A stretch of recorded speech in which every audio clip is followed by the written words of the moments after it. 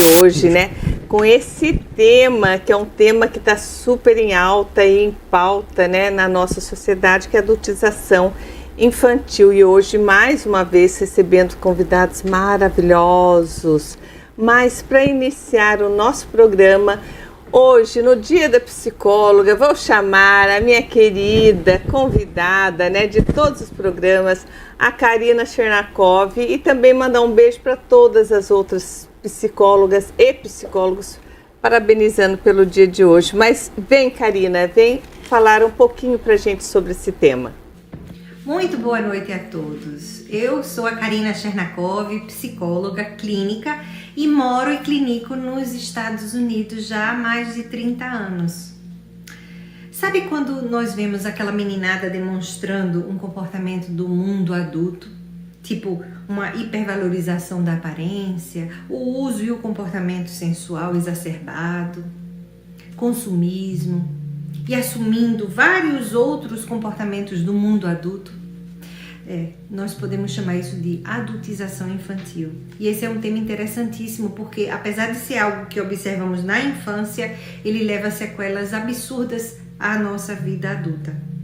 A adultização infantil é a aceleração das fases da vida sem dar espaço para que a criança viva esse período. E depois, na adolescência, a mesma coisa.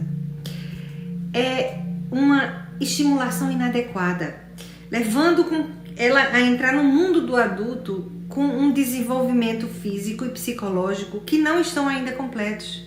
As crianças precisam estar expostas ao conteúdo de acordo com a sua fase de desenvolvimento e de crescimento. Infelizmente, esse é um fenômeno que a gente vê muito mais frequente a cada dia. E essa antecipação forçada das etapas de desenvolvimento podem ter consequências negativas para a saúde mental e emocional dessa criança lá na frente. Ao serem empurradas para papéis que não correspondem à sua idade e estágio de desenvolvimento, essas crianças perdem uma oportunidade valiosa de vivenciar sua infância de forma plena, o que vai resultar em inseguranças, dificuldade de autoimagem, além de alguns transtornos psicológicos na adolescência e na vida adulta. E olha que a gente vê muito isso no consultório. Hoje em dia, o que vemos é que fatores como a influência das redes sociais, das mídias, de publicidade, pressões sociais e familiares também contribuem muito para esse fenômeno. Combater a adultização infantil é papel dos pais, dos educadores, da sociedade como um todo. Por quê? Porque a gente precisa proteger a infância e garantir que eles tenham espaço de explorar o mundo ao seu próprio tempo, sem sofrer essas pressões externas. Assim como nós adultos fazemos algumas escolhas, como a matrícula na escola, a compra de alimentos saudáveis, onde vamos morar, também nós temos o poder de influenciar esse aspecto. Agora, deixa eu sugerir algumas atitudes aqui. Por exemplo, a primeira coisa é combater que essa criança viva de uma maneira que não é saudável nem apropriado para a sua idade, para aquela etapa. Os adultos precisam ter consciência de que influências e mensagens estão sendo transmitidas o tempo inteiro e toda criança é um filtro, ela absorve tudo. A primeira delas que eu gosto de mencionar é o seguinte: evite contextos inapropriados. Expor crianças a adultos com muita frequência de conversas pesadas e inapropriadas é horrível. Limite a participação delas a conversas, a ambientes, porque essa é uma forma de proteger a sua inocência e preservar o tempo dedicado que ela tem ao seu desenvolvimento emocional. Segundo, monitore o conteúdo que ela consome. A tecnologia proporciona acesso a uma vasta gama de conteúdos, mas nem todos são adequados para a criança. Você precisa estar atento ao que elas assistem, ao que elas acessam na internet e participar deste processo também. Controle o consumo das mídias, selecione opções apropriadas. Isso pode virar uma maneira de garantir que elas se eduquem sem mais uma pressão, e uma pressão que vem de fora e não está vindo de dentro. Terceiro, valorize o tempo livre e as brincadeiras. A infância deve ser um período em que o brincar, o imaginar, o explorar sejam sobrecarregados com atividades. E isso é um tempo valiosíssimo para o desenvolvimento cognitivo, emocional, social e psicológico dessa criança de uma forma espontânea. É preciso que a gente mantenha isso de uma maneira muito, muito equilibrada. Outra coisa é ter cuidados com as interações. A forma como a gente interage é a forma como a gente está ensinando os nossos filhos e as nossas crianças a também se comportarem. E é daí que os comportamentos indesejados nascem.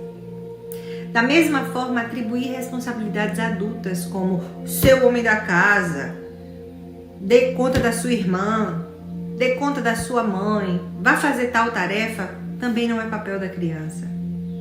Incentive também brincadeiras como amarelinha, bola de gude, pega-esconde. Tudo isso ensina espírito de cooperação, competitividade saudável, criatividade. Essas brincadeiras simples, de fácil acesso, ajudam na interação social e cria aquele hábito de se divertir. E estimule interações sociais entre amiguinhos da mesma idade. Faça isso no seu dia a dia com seus filhos. Se existe um grupo da mesma idade e um grupo de adolescentes, você vai colocar um grupo menor com um grupo menor e não deixar a criança com os adolescentes, não é verdade? E por que expor ela ao mundo dos adultos? Converse sobre a importância de ser criança. Aborde o tema com maturidade, sem imposição e com muito carinho. Mostre à sua criança que brincar faz parte de uma infância saudável e prazerosa.